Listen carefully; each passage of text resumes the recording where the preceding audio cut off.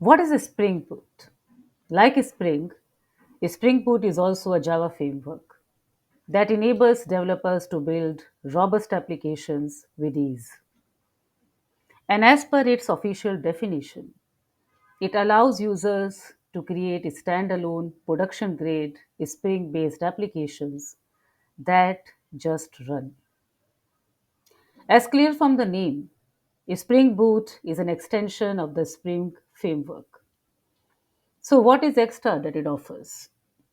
It eliminates much of the boilerplate and configuration that characterizes the Spring framework. To provide an ease of development, it offers a pre-configured platform for building Spring-powered applications with minimal XML and annotation-based configuration.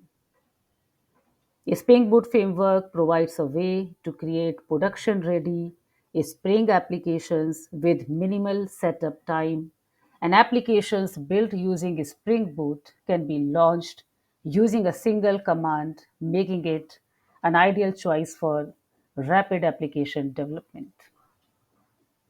Because Spring Boot is built on top of Spring, it has all of the Spring's features and benefits. It intends to minimize code length and make it as simple as possible for developers to build applications. We often say that Spring Boot is a more opinionated and streamlined version of the Spring framework. So, what does that mean?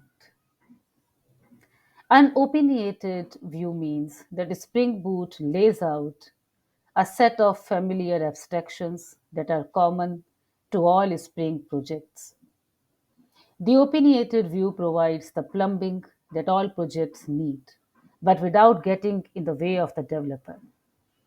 By doing this, Spring Boot makes it simple to swap components when project requirements change.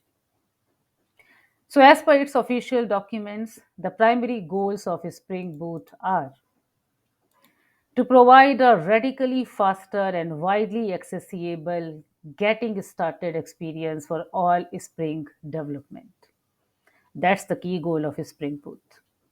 Be opinionated out of the box, but get out of the way quickly as requirements start to diverge from the defaults.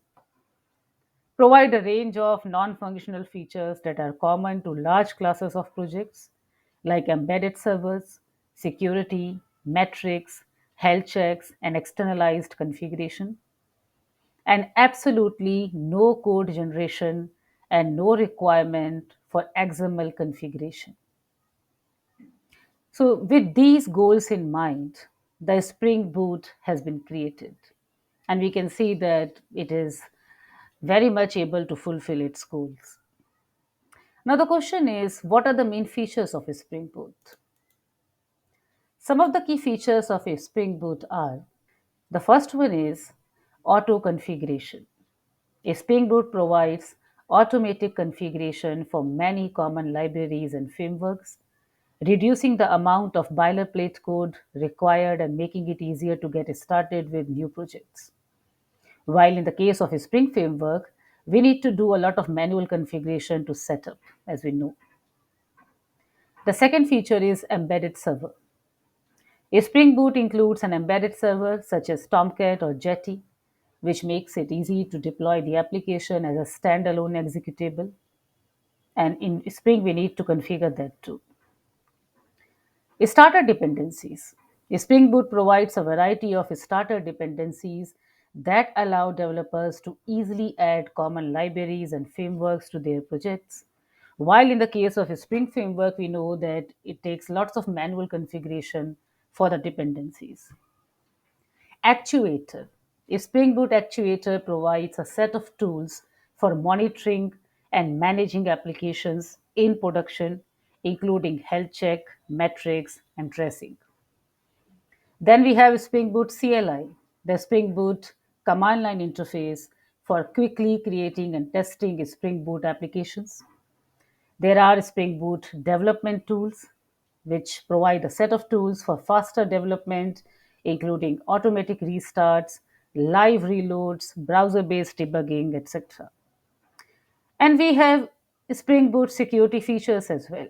which includes a powerful security framework that provides authentication and authorization for web applications.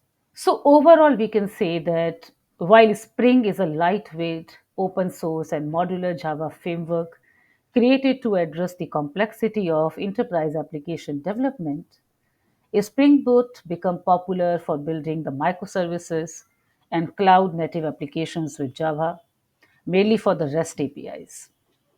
Both frameworks are useful and have their own use cases and requirements. More about this we will discuss in the next part.